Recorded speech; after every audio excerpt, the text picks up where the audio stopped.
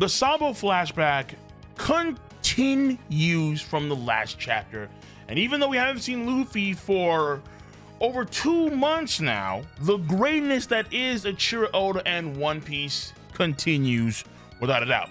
There's been a lot going on for the pace of the overall series with major players on the move, and one of them just did it right in front of King Cobra.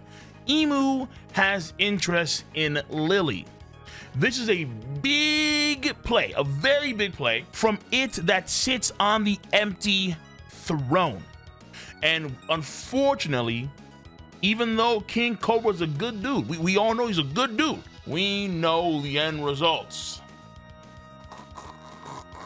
And was it the Gorosei? Was it a finger beam Frieza style from IMU? We're gonna find we're gonna find out. Now, if you haven't seen my live stream reaction for this chapter, you go where? Of course, to my Cole Requiem channel, link in the box below for chapter 1084 live reaction. And also peep the tier 3 post chapter discussion on my Twitch channel, number 1.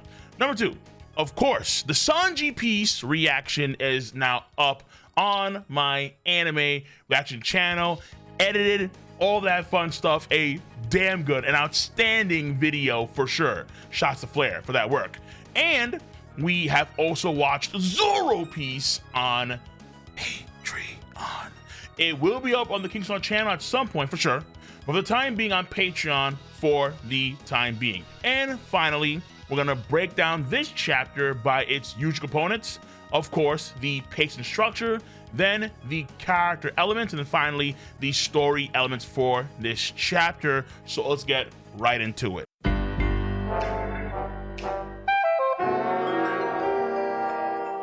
So first and foremost, the pace and chapter structure.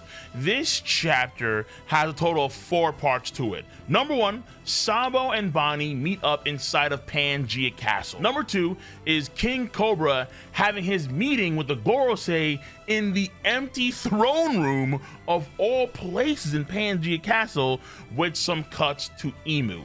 Number 3 is once again in Pangaea Castle, but this time in the courtyard of Pangaea Castle, and of course Shirahoshi no good. No good. Charlo's continuing his deranged obsession with Shirahoshi. And then number 4 here, back to the empty throne room, IMU's entrance.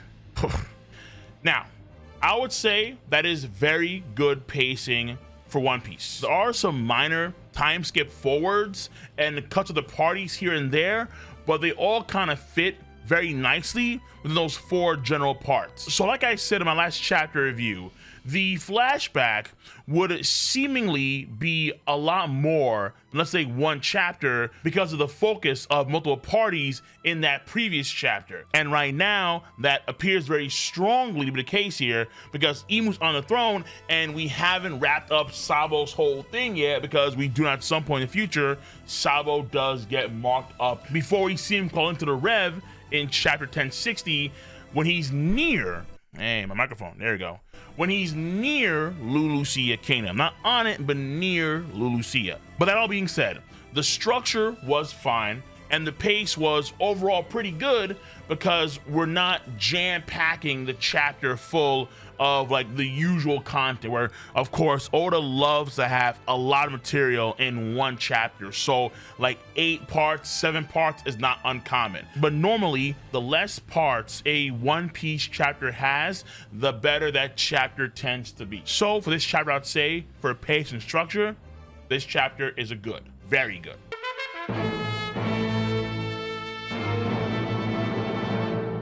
After that, we have the character components for this chapter.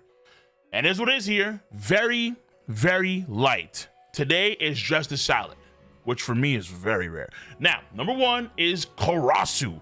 Karasu can keep his soot on, sounds so odd. He can keep his soot on someone, an ally, and when they call his name, he can respond by reforming that soot on them into a crow. This is a low-key, not even a low-key, it is absolutely a very resourceful way of using his abilities. Very creative here. And Sabo now can conveniently give that crow Soot the key without any issues. And then later on we see how that crow visits Morley when Morley is wrapping up Kuma. And then also, because Sabo's gloves are black, the soot can blend in with the gloves without anyone really noticing. So your Karasu's kind of good, man. Like, Karasu has some pretty damn dope utility. Make no mistake. So that is numero uno, Karasu. Number 2. Oh, bro. On a meme play, Charlos. Because, yo, Charlos's durability and endurance is better than that of Luffy's, Sanji's, Zoro's, Diamond Jozu, and Whitebeard's combined. It's just... it's shocking that Charlos survived what was coming his way. He is literally an accordion. He is the pot of greed personified, and he lived. That's what we see in horror movies, like straight demon time, and it's a guaranteed death. It is a guaranteed death. Yo, man. Whew. Salutes to Charlos. But whatever, that one's not now. The real number 2 is IMU. IMU has apparently no issues at all revealing itself and sitting on the empty throne in front of an outsider like King Cobra. That's kind of scary in of itself. But then when we see IMU sit on the throne, IMU seems, keyword here, IMU seems to be short without that crown on its head. But just so we're on the record here, I am not NOT going to strongly adhere to this, since it could be just perspective. But so far it does look that way, that IMU is relatively short. That is literally it when it comes to the character components for this chapter. For this chapter, very light.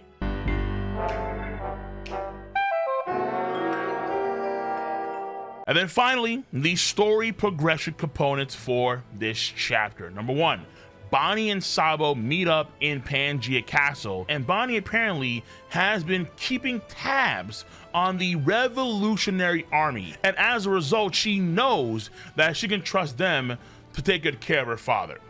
So Bonnie doing her due diligence, the Rev guys, they're all clean with Kuma without a doubt. After that, the guards reveal that there is a room or something that's tied to a room in Pangaea Castle, assumingly in Pangaea Castle, and it's called the Lost Chamber. Very spooky stuff here. Normally, people go missing when they see this thing or this room.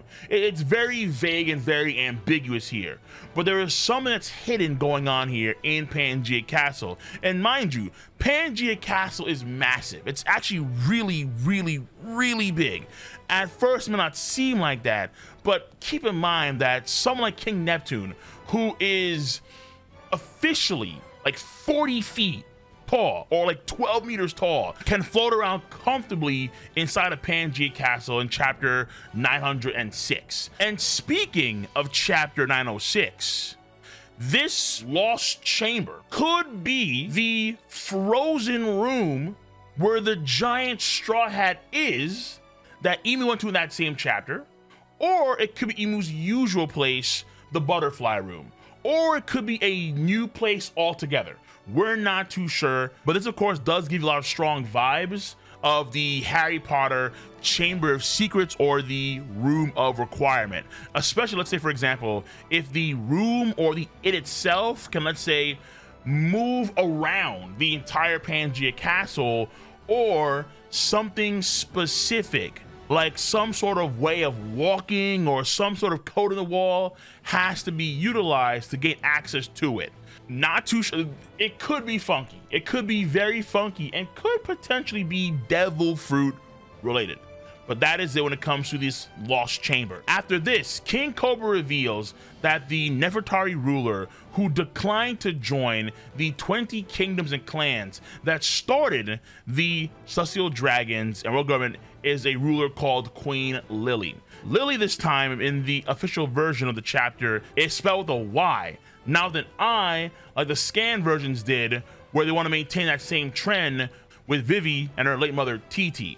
So of course, it's in the same vein as the Amazon Lily with the Lily. But for this video, we're not here to theory craft, so I'll save that from the time. Now, Cobra also mentions that her name has been scrubbed from the history books from even his own royal library. This history that he has is only privy to the documents after the Void Century. Of course, that's a given. And Lily apparently did not return to Alabasta after going to the Holy Land and denying the right to become a celestial dragon. Her younger brother took the throne in her stead. And the Gorosei claim to have no knowledge of what happened to her, indicating in some ways, if they're being honest here, that they themselves were not around at that point in time. Not to say, of course, not to say that they're not immortal. That theory gets to be correct, they're actually mortal, but they weren't around, let's say, during that time, during the Void Century. However, what apparently has been around for 800 years some odd is this brief letter that has been passed down through the lines of Alabasta kings. And this letter has something that refers to the D, since King Cobra asked the Gorosei, the 5 elders, about the D.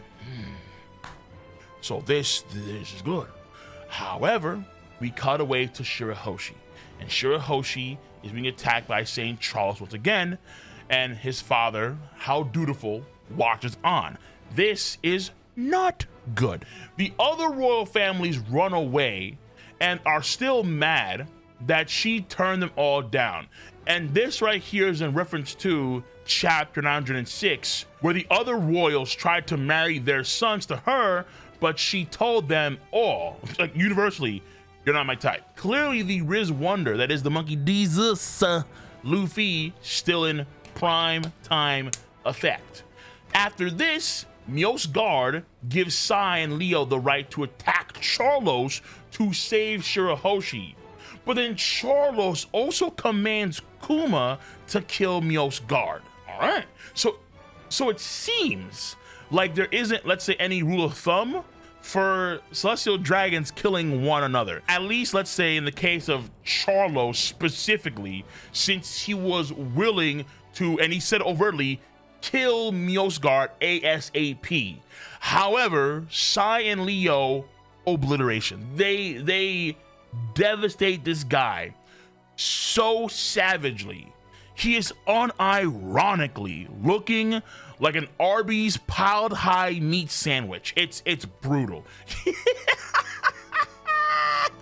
There's no way. If he, because he's alive apparently, attempted murder, as they say, if he's able to speak and think the same way that he used to before Sai and Leo give this man their Hakai, that's a feat. That is a feat. Now, in chapter 1054, Kizaru and Akainu actually talked about this very same attempted murder of St. Charlos, and what we're seeing now is again this flashback version of that. The Holy Knights in real time are managing the dispute situation between Charlos and Mios Guard. Also keep in mind this too, Sai and Leo were stated to be pirates in chapter 906, but Sai notes to how he would officially be a pirate after the Reverie. He would then cut ties with his country Kanokuni. So he was, when he attacked St. Charlos, he was on the cusp of being a pirate. And then finally, Sai and Leo's actions might be the situation or the start of the event that was mentioned at the end of Dressrosa in chapter 800, the great incident of historic proportions. I think that this could be the beginning of it, and not, let's say, the full event, because back then it implied that it involved the strength and the growth of all of the Grand Fleet members. So Sai and Leo alone wouldn't necessarily be this historic great incident, even though, without a doubt, attacking a celestial dragon is up there in terms of like, oh my god moments. After this, Morley grabs Kuma and forces him to stop his attack on Mios Guard. We don't know what happened with Green Bull and so on and so on, but Morley is here for his boy for damn sure. And then after all that's said and done, IMU shits on the empty throne in front of King Cobra. Massive power move, and the name Lily has its attention. And it seems like it wants to talk directly to King Cobra, but I doubt very strongly that we're gonna see any of that. Maybe like a sprinkle, like a cherry on, like the stem of the cherry on top of the birthday cake. Maybe, but we'll have to wait and see. But what is absolutely important to note is that in of itself, Lily's name catches IMU's attention. And this does loosely affirm the idea that IMU was around during those days and has lived for centuries minimum. It's not a complete confirmation, but it does add more weight to the idea for damn sure, without a doubt. And that is it when it comes to the story progression components for this chapter.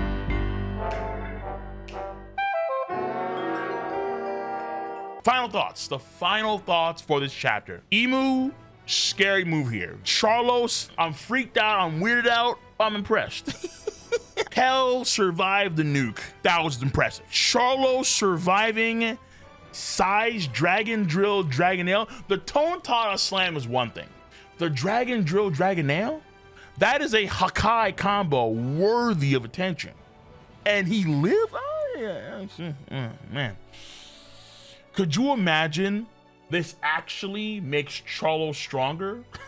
Remember how during Marineford, when Kobe took damage from Luffy and so on, he started to awaken his observation haki? Could you imagine? Because this right here could be Charles' Zenkai. This could be Charles' Zenkai moment. And the next time we see Charles in real time, muscles, studly, and an absolute menace to every society across the planet. Hey, that. Okay, but the character parts of this chapter were meh, but the pace I thought was very good, and the story elements were strong for sure. Oda and his team took a 1 month break last year after chapter 1053, and then they rearranged things to consolidate more of the story. So yeah, I would say what we're seeing in these past few chapters is absolutely a result of that 1 month break last year, for damn sure. So also overall, the chapter rating is a 7.5 to an 8 out of 10.